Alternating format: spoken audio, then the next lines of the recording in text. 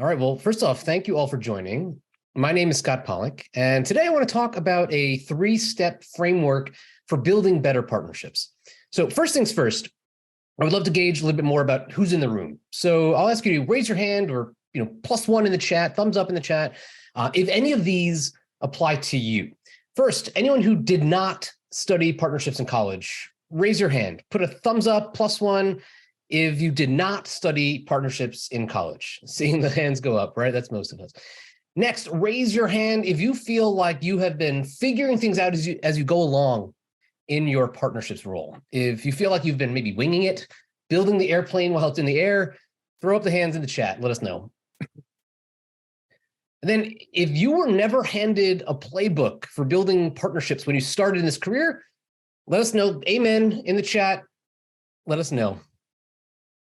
I know that in addition to hands going up, many of you are probably just nodding your heads along to a lot of these statements. And I know that because I was you, right? I used to feel the same way. I spent 20 years in partnerships at startups and large companies like American Express. And all along the way, I would feel like what I would call a professional ugly duckling, right? I was surrounded by accountants and lawyers and marketers and traditional salespeople, but no one whose job and career path really looked like mine, right? No one understood my role. No one could give me specific advice on how to handle the kinds of partnership-related challenges that I was facing. And so I spent most of the early part of my career feeling like it was on me to figure things out as I went along. And so I felt alone on my journey, like I was the only one facing those particular challenges that I was facing. Well, eventually, I came to realize that I was not alone, and there were lots of other professional ugly ducklings out there who all felt the same way. And I started Firneo to create the support system for partnership leaders that, frankly, I wished I'd had when I was coming up in this career path. Because it was clear that the problem wasn't that any of us were doing anything wrong. It was that this career path just didn't have the same support system that more traditional roles had available to them. Right? Those folks are on a well-paved path, right? Your friends and colleagues who work in marketing or finance or traditional sales roles, they've all enjoyed the benefits of being surrounded by peers and mentors for their whole career. Like they studied this role in school, their roles in school, and they're learning playbooks that were written decades ago. But in partnerships, we're often writing the playbooks as we go, and we're sharing them with one another. We're in the very early innings of this career path, which is both hugely exciting, but can also be a little bit terrifying. And so today, I would like to share one of the playbooks that I found helps to tie together many of the various steps that go into the partnering process. And it's called the Value Alignment Framework. So I want to share more about the Value Alignment Framework. But before I do, I want to tell you a story.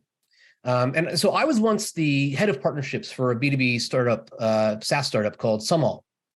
And we made an analytics tool for small businesses. And after many, many months of painstaking negotiation, I had succeeded in closing a partnership with one of the biggest names in small business, Intuit, makers of QuickBooks, TurboTax. So a huge player in the small business industry. They had 100 million small business customers, huge potential partner. Obviously, the partnership had game-changing potential for our company.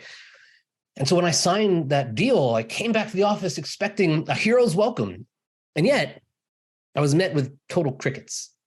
Right? Despite having this trajectory altering partnership opportunity, I still couldn't secure the resources that were needed to actually implement the partnership.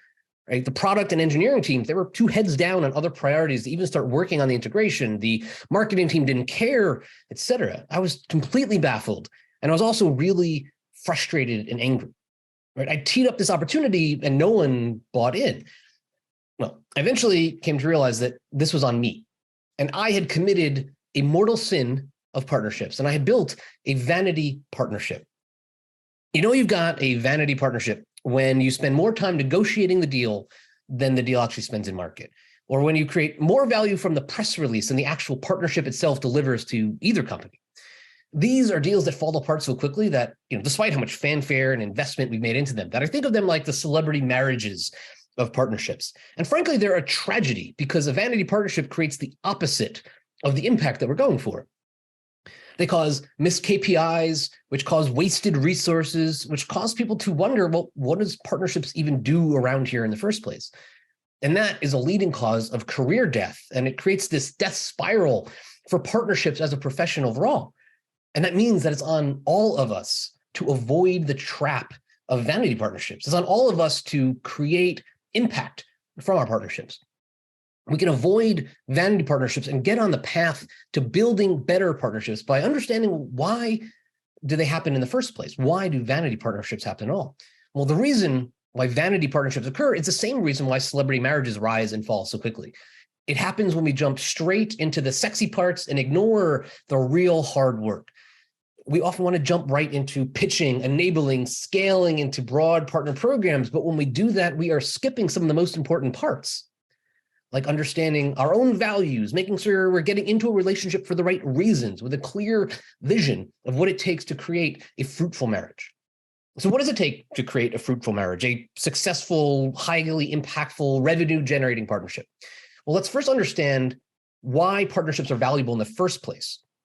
Why do we want to form a partnership in the first place? Well, it's because when we see an opportunity to create value, say by selling our product to a new market of customers or creating a new product or enhancing our brand, partnerships can seem like a really attractive option.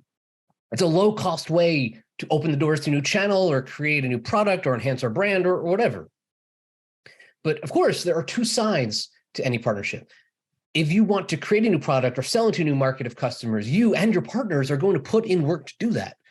And everyone who's involved in a partnership needs to feel like their time and energy and investment is actually seeing an ROI. And therefore, the path to a successful partnership is theoretically pretty simple.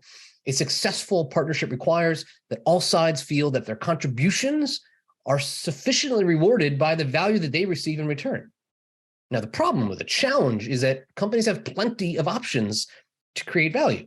Companies have myriad ways that they can invest their resources to foster growth and realize the value of an opportunity, especially for larger companies, right? The world's their oyster. They can partner with you or someone else. They can build something in-house. They can acquire companies, or they can sit around and think about it and strategize for years and ultimately do nothing while probably wasting a lot of your time and resources in the process. The fact, though, that there is an abundance of options for companies to pursue opportunities is important, because partnership is only one potential path to creating value. And in order to partner, you must provide more value than every other option, not only to your partners, but also to your own internal teams, your own company. That is the path to a successful partnership. It starts with understanding how the stakeholders at our company and our partner's company will think about the value of an opportunity and which of these paths they're most motivated to go down. And of course, this is easier said than done. But to get to the point when we're investing our time and energy wisely and pursuing opportunities that have the greatest chance of making it through this gauntlet, we need a system that will allow us to repeatedly build better partnerships. And that system is called the Value Alignment Framework. The Value Alignment Framework breaks up the partnerships process into a few phases. And the problem that leads to vanity partnerships is when we jump straight into the second phase, which is called the communicating value phase. This is the stage where we're doing deals, navigating organizations, building relationships, we're negotiating. And this is where we're showing a partner the reason to partner with us. But again, that's skipping the prerequisite steps, which is called the having value stage. In the having value stage, the first step of the process requires us to do the hard internal work of determining what value are we even after as a company, and what value can we offer to a partner that would make them want to work with us, that aligns with the value that our own internal stakeholders are motivated to create and investing. And also, are we even aligned as an organization on partnerships as the path to pursue those opportunities that create value? Or are we willing to invest the necessary resources to bring a partnership to life and support it? Now, perhaps you've experienced what has become certainly a very common refrain amongst partnership leaders. It's in the challenge of securing resources, right? The VP of product won't make time on the roadmap to support a deal. The marketing team won't run that campaign. Well, the having value phase is where buy-in begins. We need to understand the perspective of those teams in order to get buy-in and secure resources and get our own house in order before we go out and start pitching a deal. Only then can we proceed to the stage of communicating our value to partners in a way that aligns with all of our internal stakeholders and leaders so that they're ready to support the partnership deal. And finally, once we've determined which opportunities have the value that we want for our company, and we've communicated the value of partnering with us to our partners and signed a partnership deal, then we can get to the most important step, actually delivering the value through the partnership to the end customer audience, which in turn creates value for our companies. Because if we don't actually deliver value and get customers buying our product or consuming our content or using our app or whatever the goal is, what was the point of the partnership at all? If we don't actually deliver value to our company and our partner's company, then the partnership won't continue to be supported and it will quickly die and end up in the graveyard of vanity partnerships. So this is called the value alignment framework because alignment is the key phrase. There are countless things that need to go right in order to get buy-in, find the right partners, break through challenges, and to make it out the other side of having actually created a partnership that delivers results. And getting through this gauntlet of individuals and organizations who all need to agree that the opportunity to partner creates more value than every other option, that is hard. And it requires navigating this complex maze. And so to have the impact that we desire, we have to know how to navigate this process. In order to navigate that maze and get on a path to building better partnerships, then at every step of the partnering process, we need to understand how the value of an opportunity aligns to what matters to our stakeholders, our partners, and our customers. At each of the three stages of the value alignment framework, we're looking to drive the partnering process forward by answering a few key questions. So in the having value stage, we can consider what is the value to my organization and my stakeholders? How does that impact the perception of an opportunity? And how can I use that to get buy-in for my ideas and get an entire organization on board with the path forward? In the communicating value stage, we consider what companies will help my organization realize the value of a partnership. And how do I get in the door with those partners and present the value of a partnership opportunity in a way that will resonate? And in the delivering value stage, we explore how do we actually bring a partnership to market so that we can maintain the support of our respective organizations and ultimately create value for customers who most of all need to perceive the value of our joint solution in order for the partnership to deliver value back to our companies and for us to see an ROI. There are a lot of steps that go into the value alignment framework and building effective, impactful partnerships. But today, I want to cover what I think are three of the most important components, things that are the leading causes of vanity partnerships. And simply by shifting your thinking and paying more attention to these three steps, you will be well on your way to building better partnerships. So let's start exploring each of these phases in a little bit more detail, starting with the having value phase. As I said a moment ago, in the having value stage, we're aiming to get clarity on which partnership opportunities we can get behind as an organization, the ones for which we can successfully secure internal buy-in and alignment before we proceed on to the next stages of the partnering process. If we're trying to align on the value that we're after as a company, the value that we can offer to a partner and then deliver on to customers, well, first, let's understand what exactly is value. And we need to consider here that value isn't a singular thing. There are many different forms of value that a partnership can help us to realize. When we think about value from a business perspective, most of us think first and foremost about economic value. Does something create revenue or profit? Does it create an ROI on our actual economic investment? And of course, that's the most obvious, perhaps even the most important form of value, but there are other ways to perceive the value of an opportunity, like product value. Can an opportunity add to the intrinsic utility of our products? Does it allow us to increase prices or improve retention? Or option value? Does it have the potential to open doors later to value down the line? Or brand value? Does an opportunity improve the perception of our company in the eyes of customers? Or audience value? Does it capture the attention of an audience with whom we can exchange value later? And this means that value isn't a singular thing. It's a subjective thing.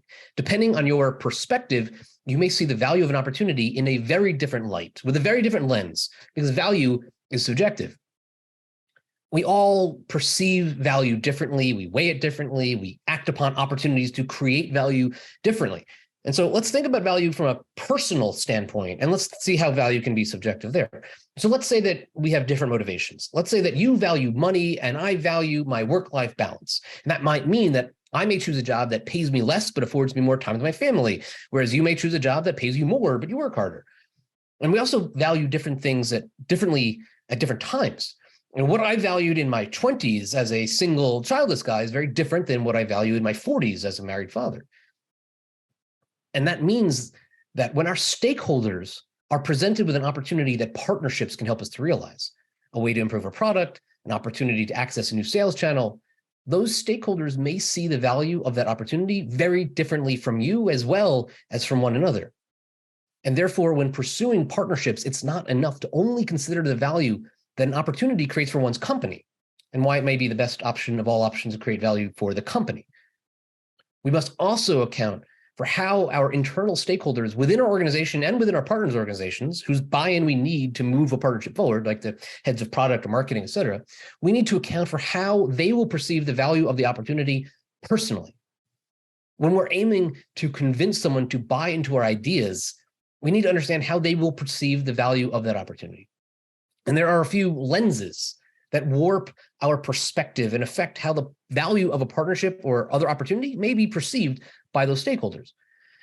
These value lenses impact our perception, the way that we subjectively perceive the value of an opportunity based on our station in life, our personal biases, our job description, our place within the organization.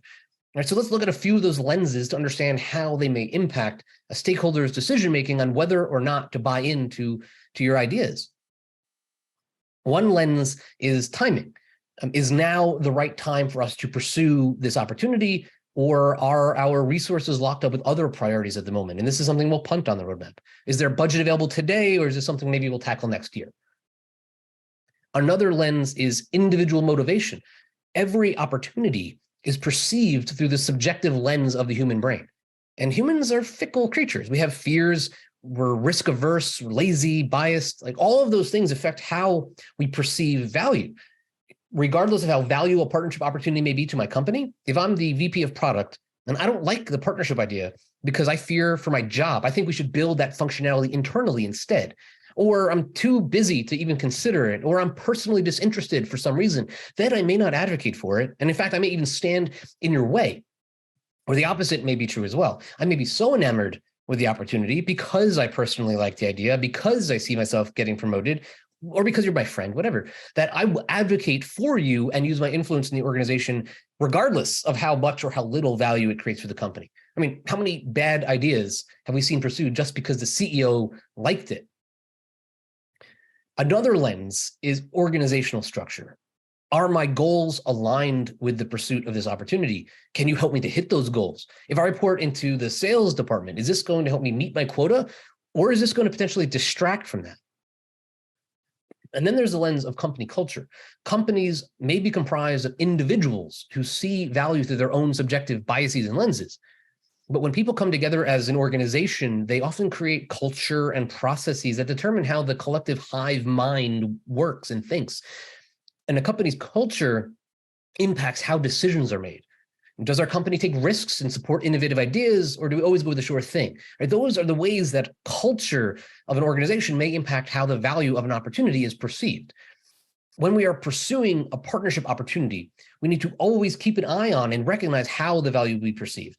And being aware of what lenses are being looked through will determine how the value of your partnership opportunities are perceived. So spending the time in the having value stage to get alignment, ensure that you understand the perspectives of your internal stakeholders, frankly, it's often overlooked because it takes a lot of time. It's not easy to do this, right? When you were hired, your CEO or your boss probably didn't say, hey, spend the next 3 to 6 months talking to people and getting alignment. No, they expect you to start producing, right? You will feel the pressure to jump straight into the communicating value stage and start working on partnership deals. The challenge is that that's the path to a vanity partnership. Finding the balance between finding quick short-term wins that can demonstrate progress and ensure that you're well aligned on what creates sustainable long-term value. That is what makes the job hard, but also fun. Ultimately, getting internal alignment is an investment in your future, an investment in your future communicating value stage. If you can align the value that the company is after to the value that a partnership can help you to realize, and then to the value that your stakeholders perceive to be the most important things to them, at least, the things that help them hit their goals, then you'll get all the resources that you need. by spending the effort to get that internal alignment and ensure that you have the necessary resources lined up to support the partnership opportunities that you will bring forward, you'll be in a far better position to create value for your organization. And that is when we can move on to the next stage, the communicating value stage. During this phase, we will embark on a long journey that starts with building our pipeline for partners all the way through to negotiating and closing partnership deals. The first step in that process, though, is to identify and attract the right partners. Who are the companies that we can work with that can help us realize the value of our company, that our company and our stakeholders are after? Which companies are aligned with us on that pursuit of value? And which companies have products and services, a brand, a customer base that overlaps with ours in such a way that we can jointly create value that aligns with what our customers actually want? There are a lot of questions to answer there. And again, we're threading a needle in this process. It's not enough to simply find partners. We need to find the right partners. But there's a lot of work that goes into the communicating value stage, a lot that goes into building a pipeline of partners, identifying the contacts who can open up partnership discussions, and then actually negotiating a partnership. It could take a lot of time and energy and resources to do all that. And so to do that without wasting our precious time and resources, we need to prioritize who we pursue as partners. Prioritizing your pipeline is prioritizing your resources. We don't have the time to go out and partner with just anyone for it to ultimately become a vanity partnership. That's what leads to wasted time and resources. So how do we avoid the fate of vanity partnerships? Well, again, we need to follow a plan. And specifically, there are three things that we need to do in order to effectively build and prioritize a partner pipeline that will allow us to avoid vanity partnerships. First, we need to define our ideal partner profile. That is, what exactly are we looking to achieve with our partners? What would an ideal partnership look like? Next, we'll prioritize our pipeline. Who are the companies that match closest to our ideal partner profile? Who are the companies that can help us achieve the value that we are looking for? And finally, we'll develop a value hypothesis. That's an attempt to answer the question, why should our partners care to work with us? How can we help them achieve the value that we believe they are looking for?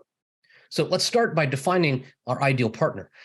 In sales, the first thing that you do before you go to market is to define an ideal customer profile to know exactly what kind of company or consumer makes a good fit for your product or service. And that's so we can tailor our marketing and sales efforts to that audience. Well, in partnerships, it's equally important to define what would make a company into an ideal partner. In the having value stage, we identified the reasons why we may want to partner in the first place, why partnerships are a better option than every other option available to us. And the choice to partner instead of building or buying often comes down to a trade-off in resources. We partner because another company has better, faster, cheaper, et cetera, access to a target market, or they have a product that's complementary, and it would be hard or expensive or impossible for us to replicate on our own, or some combination of factors. And that means that our ideal partners are the ones who can help us to realize and fill in our resource gaps. Our ideal partners are the companies who can help us realize the value that we are seeking, but that we chose not to pursue on our own. We opted not to build or buy. Our organization opted to partner because other companies can help us achieve our goals faster or better or more, with less cost. And coming out of the having value stage, we have a very specific, quantifiable idea of the value that we and our stakeholders are looking to achieve via partnership. That comes in exchange for not having total control over the go-to-market or the end product or customer relationship. And that means that our ideal partners need to be the ones who can help us to achieve that value better than every other option. And not every partner will. And so we need to ask ourselves first, which resource gaps are we looking to fill with partners? Are we looking to supplement our distribution or improve our product, enhance our brand? We need to answer that in order to help us address the next step, prioritizing our pipeline. Once we know what resource gaps we're looking to fill, the next step is to prioritize your pipeline. To do so requires focusing our attention on a deceptively simple question. Who fills those gaps? Which companies can help us fill the gaps in resources that we have that led us to choosing the partner path? And with that, we can find companies who specifically match to the ideal partner profile. The companies that fill those gaps, who have strong enough distribution or a complementary product that our customers want to see integrated, a brand whose reputation that we want to draft off of. Those are the companies that we want to prioritize in our partnerships pursuits. And so your pipeline isn't just a list of companies that you believe may fill those gaps.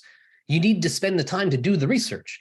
You want to know who are their ideal customers. How many customers do they have? What channels do they have to reach those customers? And do those channels align with our sales and marketing motions? What product features do they offer that would make a compelling integration that our customers want to see? Assessing those helps to paint a picture of what a partnership could ideally become with those companies. And that is how we can begin to prioritize our pipeline and make sure that we actually are spending the time with the right partners that can actually deliver value. These are the first steps to ensuring that we are avoiding wasting our cycles on vanity partnerships that are destined to go nowhere. But we're not done. To date, we've been thinking about this from our own selfish standpoint. But before we can actually go and pursue partnerships, we need to know what's in it for them. Why would they care to work with us? And that's why the next step is to formulate a value hypothesis. I once heard a scientist say that in the world of science, a hypothesis is just a fancy word for guess. And a value hypothesis is a guess as to what matters to a company. A value hypothesis is a testable assumption about the value that a prospective partner is looking to achieve for themselves. In short, we're answering the question, why should they care? What value do we have to offer that we believe would be attractive enough to a partner for them to prioritize their time and energy and resources in working with us? What makes us a more attractive option than every other path for them to pursue an opportunity? And given the subjective nature of value and the way that value lenses warp our perceptions of what is valuable, it's hard enough to understand how our own internal stakeholders are thinking about what's important to them. It's even harder to assess this for another company because you don't work there. You're looking into the company from the outside, and that is why this is a hypothesis. When we're trying to guess why should they care, we're trying to understand what value do we believe the company is seeking? What is important to them? We can ascertain that by looking for clues about their public statements, their policies, their hiring. For example, what initiatives are they publicly talking about? When we read their annual 10K report, which lines of business are generating the most revenue? What are they touting in their press mentions or talking up at conferences? Which customers are they clearly targeting? Asking and answering these questions for each prospective partner on your pipeline helps you to further prioritize your pipeline. And first, we assessed whether a partner would be a good fit for us, and now we have to assess whether and why we'd be a good fit for them. When we formulate a value hypothesis, we want to connect the dots to how the partnership opportunity that we have connects to the value that we're after with the value that we have to offer to a partner. And can partnering with us help them to reach the customers that they're looking to reach or the engagement that they are looking to foster? Spending the time to answer those questions is what will allow us to properly prioritize a pipeline and ensure that we're not starting down the path to vanity partnerships. So remember that age-old saying that proper partner pipeline prioritization prevents vanity partnerships. From here, we can begin to reach out with confidence and know that we're investing our time wisely and on a path to building partnerships that can have a real, meaningful impact to both companies' goals. And then it's time to get in the door and negotiate the deal that brings you closer to the final step of the value alignment process, actually delivering the value. So at this point, we've been making our way through the first two stages of the value alignment process. In the having value stage, we got buy-in for our partnership. In the communicating value stage, we got clear on who to partner with so we can go and land deals that create impact. And now in the delivering value stage, it's time to reap the fruits of our efforts. In the delivering value stage, we concern ourselves with the work of launching the partnership, building the joint product or solution, training and enabling our teams, and ultimately creating value for our joint customers that results in value being realized by both partners. All of these steps are to ensure that we realize an ROI. And for all the work that we've put in to date, we want to make sure that we maintain that ROI for as long as possible to reap the rewards of our efforts. In order to build better partnerships, we need to build partnerships that last. We talked about how vanity partnerships are the celebrity marriages of the partnership world. If you rush to the altar and skip the having value and communicating value stages, then you are almost certainly setting yourselves up for divorce. But even if you have a well-planned courtship, you still need to be on the lookout for things that may cause the partnership to decline over time. We need to be continuously delivering value to customers as well as our respective companies and stakeholders. Because just as getting a partnership into market takes time and effort and resources, maintaining that partnership takes time and effort and resources. In order to keep a partnership alive, we need to be continuously demonstrating the value of that partnership, or the well of support and resources will dry up and our partnership will come to an end. It's a common trope that partnerships are like a marriage, they're a relationship. And anyone who's been married for more than a year knows that marriages can be tough. There are good periods and not so good periods. And it takes work to keep a marriage going strong. It takes good communication and a commitment to keeping the marriage healthy. Well, partnerships aren't any different here. And in fact, they can be significantly more difficult to keep strong because maintaining a partnership isn't just about the relationship and communication between two people. There is a web of relationships interplaying here at individual levels between internal stakeholders, with partner stakeholders, at an organizational level as well. It's exponentially more complicated. And so we need to continuously demonstrate the value of the partnership at every level in order to maintain the commitment of those stakeholders to the partnership, and in turn, to keep the support and resources in place that are necessary to keeping a partnership going. In order for a partnership to deliver an ROI, we need to maintain the value alignment that we fought so hard to achieve. And so to do that, we'll consider 3 steps. First is to be aware of partnership problem opacity. Next is installing smoke alarms to detect early warning signs of trouble. And finally is to find success before you begin scaling. Let's dig in. The thing is, communication isn't easy. In a marriage, you may ask your spouse, "How are you?" and get a simple, "I'm fine." And something's not fine, right? They may be telling you that, but they may not tell you what, but there's something clearly bothering them when they say that, right? There's some nonverbal cues that are giving that away. Well, the same thing happens in partnerships, and I call it partnership problem opacity. Right? On one side, maybe feeling like something's wrong, but the other side doesn't even realize it. We're in the dark. And frankly, the fact is that some challenges in partnerships may be opaque even to those who are inside of your partner's organization. Your partner manager counterparts may not be aware of simmering issues that can cause your partnership to become jeopardized. Being aware of this unto itself is an important step. Knowing that we need to put in the work to maintain the relationship, understand the hidden feelings that may cause potential hiccups, it allows us to take proactive action to make sure that our partnerships stay on course. And so we need to develop some new habits to really detect when things are not going as well as they should so we can get ahead of them and save our partnership. And I call those smoke alarms. Right? Smoke alarms alert us to a smoldering flame before they become a flaming inferno. And in a partnership's context, we can install some smoke alarms that give us an early warning signal of problems that may be lingering and could throw our delivery of value off track. The first warning sign is declining stakeholder interest. Getting a partnership off the ground requires a pretty deep commitment from your internal teams like product, marketing, sales, customer success, et cetera. And while we've got their buy-in to get the partnership launched, we may not hold their attention forever. And if you're finding that those key teams are starting to pull away a bit, the marketing team isn't committing to co-marketing plans for next quarter, the sales teams aren't recognizing partner sourced or influenced revenue, those are leading indicators that your internal stakeholders' attention may be waning. And you know that if your own internal stakeholders are starting to lose interest, then chances are the same exact thing is happening on your partner side. A likely cause of that could be that the KPIs that they're tracking to measure the value of the partnership through their value lenses aren't measuring up.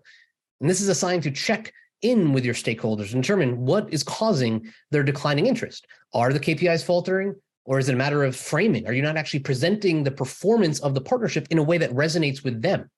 A way that makes it clear how the partnership is delivering the value that they are in fact seeking relative to their goals and priorities. We need to present the value that the partnership is creating in the language of their own interests. That gives them a reason to care about and continue to support and nurture the partnership over time. And if we can continuously show how a partnership is helping them to achieve their goals or make their jobs and lives easier, how it's helping them to realize the value that they perceive to be the most important, then you'll continue to have buy-in and support so long as it serves them. Another sign that things are starting to shift in the relationship is when you have less frequent or less responsive communication with your partners. Are your partner teams starting to pull back? Are they starting to miss or cancel recurring meetings? Are your partner stakeholders less engaged with your internal teams? Are communications channels closing, right? That recurring meeting that you have, is it moving from weekly to monthly to quarterly? Is it getting harder to get information from your partner or even just to get in touch with them? This could be a symptom of the same declining stakeholder interest from your partner side. And it's a sign that intervention may be needed to assess what's happening. Are we both still committed to the partnership? Is it clear that things aren't working? Are they tracking the KPIs that demonstrate the value that they are receiving? Clear lines of communication are critical. And if they get clogged up, then that is a signal for you to take action. And just like actual fires, sometimes the things that are starting to smolder are visible from afar. And one of those is organizational changes. If you've worked at a company that's gone through a reorg or a leadership change, then you know how disruptive organizational changes can be to every team. And when a partner is going through an organizational change, that is a clear signal that you should investigate more fully how the partnership may be impacted. Shifting responsibilities, new team members, new leadership. In the short term, all of those can impact priorities and where your partner counterparts and their stakeholders' attention is being invested. But longer term, it may impact the goals and initiatives that are core to the company and whether the value that your partnership is delivering is still aligned with the value that the organization deems to be most important. Strategy shifts come with organizational and leadership change, and they can throw the value alignment that we've worked so hard to get out of whack. Are they evaluating other priorities and sunsetting initiatives that no longer match? Are they re-exploring build or buy options or the option to partner with somebody else? More than a smoke alarm, identifying when there are organizational changes is like having a seismometer, right? The tool that detects earthquakes. You don't have to be standing on the fault line to feel its effects. You can be pretty far away from ground zero and feel some of those tremors that shake your foundation. And that is a sign that you need to dig in, figure out what's going on, and get ahead to address it, to understand how the value lenses of your partners may be shifting as well. Now, merely by having these sensors to detect when things aren't going smoothly, you can work to solve them and get on the path to building better partnerships. And finally, then, is the importance of finding success before you attempt to scale into a broader partnership program or ecosystem. One of the most common challenges that I hear from partnership leaders is about how their partners aren't performing. They may have 100 partners, but only 1 or 2 are actually engaged or generating any activity. And inevitably, as you dig into what's going on here, the challenge is that these companies have sought to scale before they've discovered the core components that make their partnerships successful. When you build partner programs, we often think about building repeatable, scalable systems that allow us to turn out many partnerships at a time, like a factory. So think about a factory that makes parts for a car. Let's say it's the wheel factory. The factory will design a mold for the wheel, and they'll churn out tons and tons of copies from that mold. Each wheel should look and act the same. And that means that the mold is incredibly important. If the mold isn't designed right, then the wheels may come out misshapen or too fragile or too big or small. And every car that you put that wheel into is going to have problems. The molds in your partnerships factory are things like having a clearly prioritized pipeline, knowing exactly what kinds of partners are a good fit, having deal structures that you negotiate that align to the value that your organization is seeking, having partner enablement programs that in place that ensure that your partners know how to be effective partners and vice versa. And if any of these components aren't well crafted, then your whole partner program will have problems. The foundation of any successful, repeatable, scalable partner program is understanding what works and what doesn't work. Validating your hypotheses about what kinds of partners are engaged, understanding what kinds of support and training and engagement is necessary to get your partner stakeholders teams invested, understanding how to reach your joint customers in a way that is scalable and repeatable. Your early partners are the ones who will show you the way and also show you that what's not the way, right? By investing deeply in those early partners, you'll get a much clearer understanding of what you need to do and also what not to do with partners to come. And then you'll be building on a strong foundation, and your resources will all be invested wisely in partners that have the recipe for successful performance rather than wasting your energy on partners that shouldn't be in your program to begin with. So bringing it back to the value alignment framework, we now have a roadmap for building better partners. Now, we only have time today to literally scratch the surface of this framework. When we dig into each stage, there are dozens of tactical skills and strategies that you need to employ in order to make it through this maze of partnerships and create value for your company. In the having value stage, you're identifying opportunities, building business cases, securing resources, managing stakeholder relationships. In the communicating value stage, you're prioritizing your pipeline and then getting your foot in the door, navigating the organization to find decision makers, and ultimately negotiating and structuring partnership deals. And in the delivering value stage, you need to align everyone to launch the partnership and then to manage the KPIs that continuously keep your stakeholders invested while avoiding the pitfalls that can cause your partnership to devolve into another vanity partnership. And if you're lucky, grow from one or two partners into a more scalable ecosystem that can transform your company. So my hope is that today you're able to garner a few insights that may help you progress down this path a bit more effectively, with a bit more clarity, and with fewer vanity partnerships to waste your time. And so by considering these three steps, I hope you'll have a clear sense of direction as you embark on what is still a admittedly relatively unpaved path to building better partnerships. But before we go, I will add a quick plug. There's a lot more to discover in each of these three phases.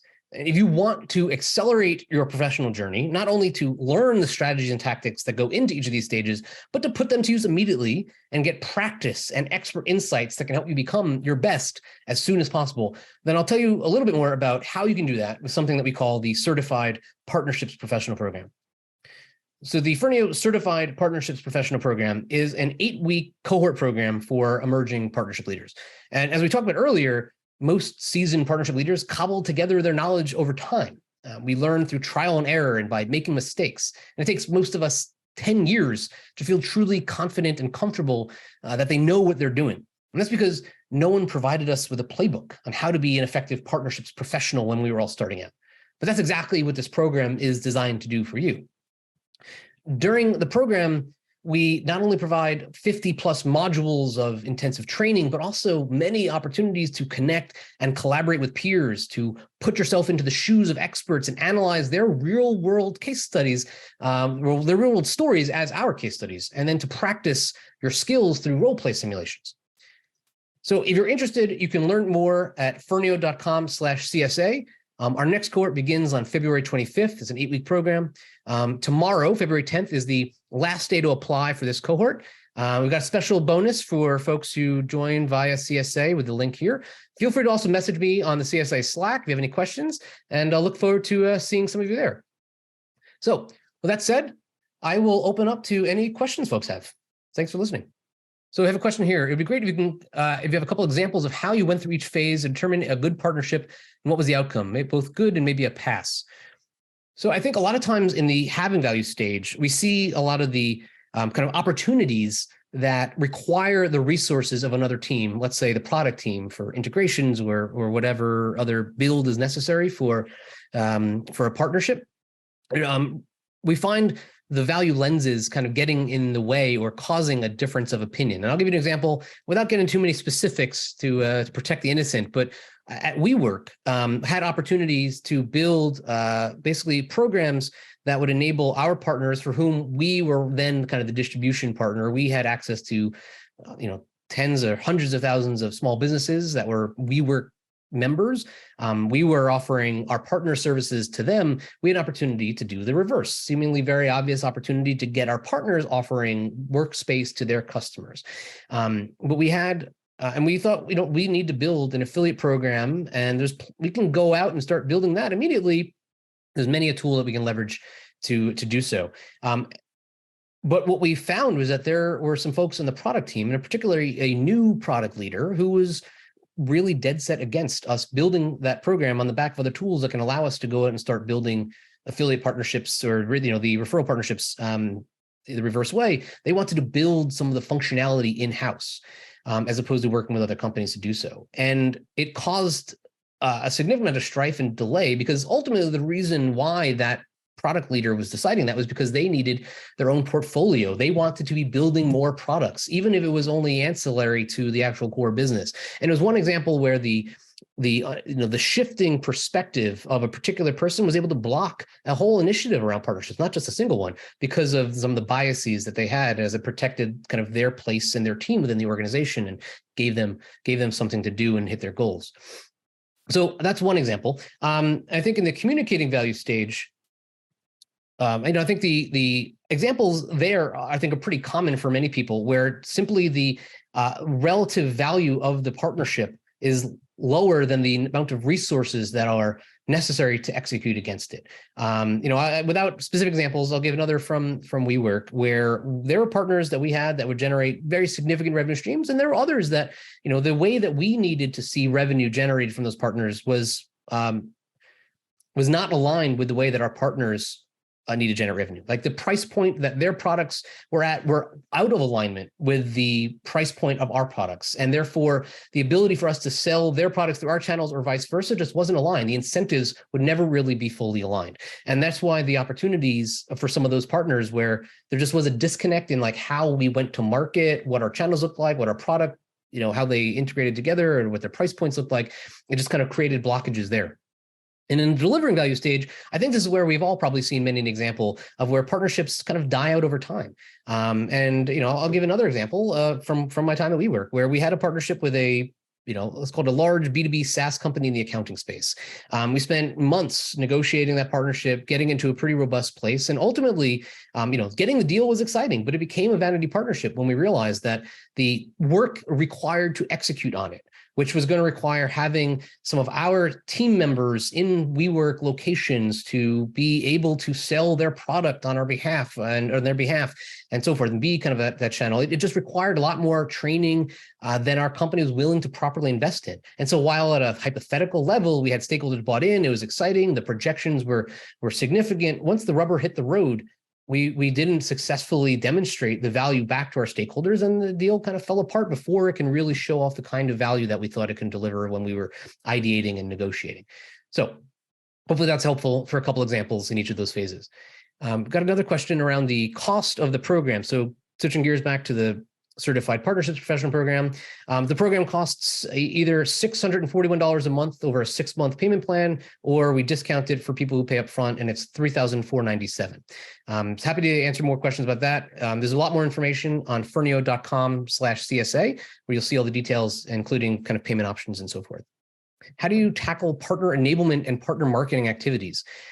That's a great question. I mean, it's one of the areas where things can really easily fall apart in the delivering value stage if you are not considering what enablement needs to look like, right? We talk about enablement, we're talking about a lot of different activities that are dependent on what is necessary for that partnership to really thrive, right? It might mean having sales teams trained up on, on partners' products, having them understanding not only what the opportunity is for the company, but how that impacts them individually, how this potential partnership is going to help them retire quota, or help them sell bigger deals, or help them avoid issues down the line with customers if retention is a metric that they're concerned with, or perhaps that customer success or another team is concerned with. Enablement starts with understanding what are the measures of success that those respective teams that you need to enable care about. Why should they care? And if you can understand what it is that you were looking to, what they need to see out of a partnership in order for them to pay attention to your enablement activities, to pay attention to any lunch and learns or training and so forth, now you can start down the path of sculpting the messages that you communicate to them in varying forms that include basic training, but also collecting case studies of successful instances of how, let's just say in a sales instance, how some of those early adopters in the partnership, some of the sales folks who started to generate success, working with them individually and taking their stories about how they retired quota or drove larger ACV and so forth, you're going to be able to build case studies that can now communicate back to the rest of the team, showing the results and showing success. And it all comes back down to showing reasons for them to care. So it's not enough to simply have the activities. It's necessary for them to understand why it matters to them. And it all comes back down to understanding what value are they after and how does it align to the value that the partnership creates. Any specific tools used for target account mapping and how you implement this? You know what? I'll be honest. A lot of these tools like Crossbeam and Reveal, they didn't exist until a few years ago. I think we are significantly more advantaged now to be able to use those tools in order to map out accounts and understand where is there an overlap. In the olden days, when we did account mapping at all, frankly, sometimes it was it was just a skipped step, and we built partnerships on faith alone. But other times it was an exhaustive process of kind of doing double blind data matches through third parties, and it was a messy, slow, and very expensive process. So I'd say Reveal and Crossbeam are probably the two companies that are the ones that most people are using these days to manage account mapping. And implementing that process also requires, buy-in from both sides, right? You both have to put data into the system and push, turn the key at the same time. And that comes back to some of those early steps of not just finding partners where there's overlap, but finding partners where there's the kernel of an opportunity that aligns at a, at least hypothetical level to begin with, so that you can enter into those conversations and proceed down them to a point when both companies are willing to invest in account mapping and all the work that goes into that. So another question was, we're a small startup, very little brand recognition. How would you pitch a partnership with a much more established company such as Intuit? That's a great question. And I think I'll say two things. Number one, it's important to be very cautious when you are an early stage startup with very little brand recognition, because a lot of large companies will look at working with startups, and many of them will open the door to conversations, which can be extremely exciting when you are the smaller company, because you want to be in front of those companies, and the feeling of progress is really rewarding when you can even get in the door. But you have to be cautious, because they can waste a lot of your time and energy and resources, not only because of the breadth of options that they have available to them that we talked about earlier, but also because to move the needle for a multi-billion-dollar company is substantially more difficult than one might think. And any partnership that will really get them out of bed most likely needs to align on more dimensions than just the economic value. So I think one thing to consider, when you are a small startup, is not only what is the economic opportunity, because in most cases, being able to integrate your product into theirs or sell their product through your channels or whatever that might look like, it's a reasonably decent assumption to say that it's not going to move the needle for a very significant company. But there are plenty of opportunities where the other forms of value, brand value, option value, and so forth, can create opportunities for partnerships that you might not have otherwise thought. And I'll go back a bunch of years to one example at American Express. This is probably back in like 2010 timeframe. Back then, American Express was well recognized as a 150-something-year-old, stodgy old credit card company. But that was one of the times when Amex forged a partnership with then a very young and completely unknown startup called Foursquare. They were kind of a sexy upstart, had just launched maybe a year before at South by Southwest and was starting to build traction. I don't even know if they had a revenue model at all at the time. But Amex and Foursquare, we partnered together to enable a simple activity of when you checked into certain restaurants or other venues on Foursquare, it would enable discounts that automatically apply on your American Express card when you linked the two accounts together. And that was a huge an exciting partnership, of course, for Foursquare, because they're working with this well-established Fortune 100 brand. But the value that was less obvious was the value to American Express, and that was brand value. Amex was recognized only as this, your well-established, stodgy old financial services company. But that mere nature of having that partnership in place with a young, hip startup changed the whole dynamic of the company. There started to be headlines about how Amex was kind of changing their tune. They're becoming a technology company. They were kind of hip again. And it was the beginning of a whole sequence of partnerships with other then young startups, Facebook, Twitter, and Uber, and all these companies, when they were in their relative infancy, that became the beginning of just a complete transformation, not only from a brand value standpoint to American Express, but also internally from like a recruiting standpoint. People wanted to work at Amex that had previously been thinking only working at tech startups and the like. And so when you think about being the small startup, and I think you have to think about, number one, is this the right time to invest our time and resources against working with a large company, or are we going to get swallowed up in their process, which is a very real risk? And number two, what are the sources of value that we can provide, whether it's the brand value or it's access to a market they don't otherwise have, or a unique IP or technology that they don't want to build or don't have the capability to build. And that's the pathway to getting in the door and getting out the door safely with a well-established brand. So the next question was, my company is launching a new partner program, and before I came on board, they already decided to give it a brand name since it's only available to US partners. What do you think about branding partner programs? It's a good question. Most partner programs that I've seen have been branded as the XYZ company partner program. This might be an instance where there's some specifics that we can dig into here. But generally speaking, I don't think that it matters all that much. I think what really matters is less about whether the partner program has a name associated with it, and more around whether you're able to, through the name or otherwise, communicate why companies want to be a partner in that program. What does it mean to be a partner? What value are you able to provide as a partner to your partner? And then, of course, when you attract those partners, how are you enabling them? How are you making it easy for them to start moving as a partner? So I say branding is perhaps a relatively lesser concern, positively or negatively, in my perspective. And it really goes down to just at the end of the day, why should they care? And what are you doing to make it so that you can both be successful in that partnership? So here's a question that I just saw in the chat that I would definitely love to answer. Stephen asked, why do you think partnership methodologies have not been developed over time like they did in sales? I think that's a really important question. Maybe one we'll end on here, because I think partnerships is in a similar place today to where entrepreneurship was 20 years ago, in that it's an emerging field that is only now starting to get the credibility and recognition that it fully deserves. And let me give you the analogy here. Entrepreneurship, for a long time, well, forever, has always been an amalgamation of skills that are the same skills that you learn in, let's say, an MBA program. Being in an MBA program, we learn management and strategy and financial modeling and all the other kind of core skills that are necessary to run an existing company.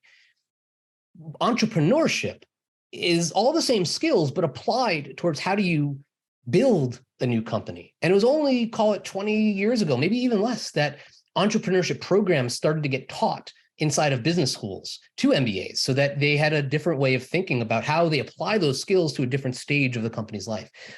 And now entrepreneurship went from being the thing that your weird unemployed cousin did to the thing that's kind of cool and hip and sexy. And that is a relatively recent phenomenon that I don't think a lot of people are fully keen on. Partnerships, I believe, is in a very similar place. Partnerships is an amalgamation of the same skills: sales and strategy, management, financial modeling, human relationship building, psychology, both individual and organizational, but it's applied to how do you scale and grow a company. And only now is it being recognized that it is a function that applies across the spectrum of a company.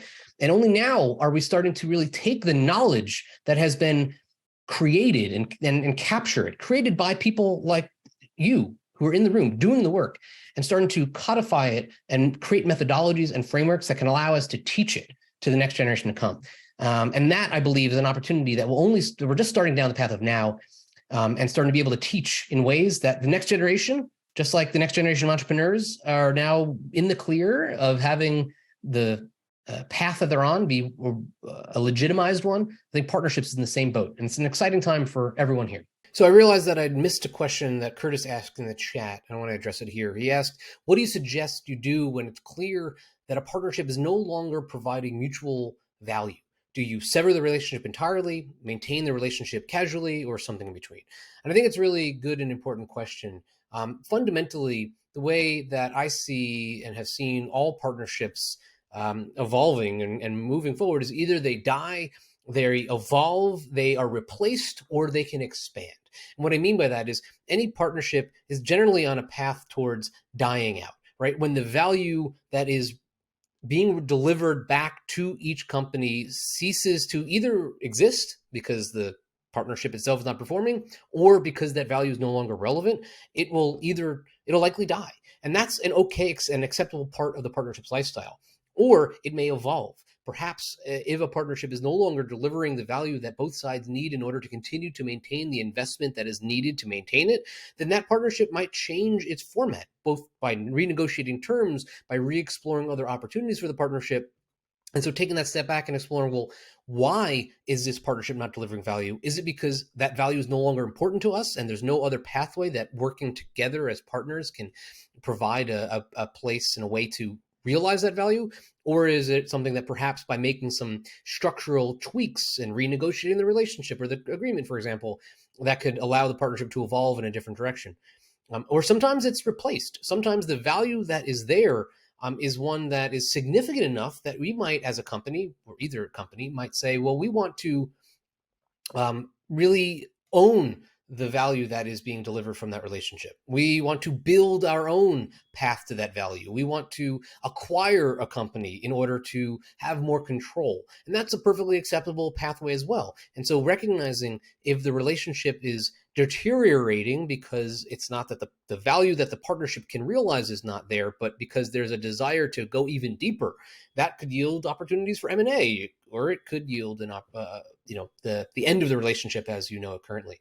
And the final opportunity is to expand, right? And this is perhaps less to the point of the question, but there's of course opportunities for any given partnership to become the mold and the model for all partnerships to follow, and to be just the beginning of what a partnership, or the pursuit of value that partnerships can bring, where this one partner perhaps has reached its peak and it's delivering value but not enough, and realizing that as this partner might actually just be the first test case for what becomes a larger ecosystem or a larger partner program that allows a company to realize the ROI that it needs in total to recoup and continue to maintain recoup the investment and maintain the ROI that is necessary. So I think fundamentally the answer to this question of how do you treat a partnership that is no longer delivering the value mutually that is necessary is really depends on kind of which direction the partnership is going, why the value isn't being realized, and what are the potential options that make sense to continue to maintain the value that is necessary to invest resources on either side in order to continue delivering that value. All right. Well, I think that's all we have time for today. I want to thank you all so much for coming, and I will look forward to talking to you all again soon. Bye, everybody.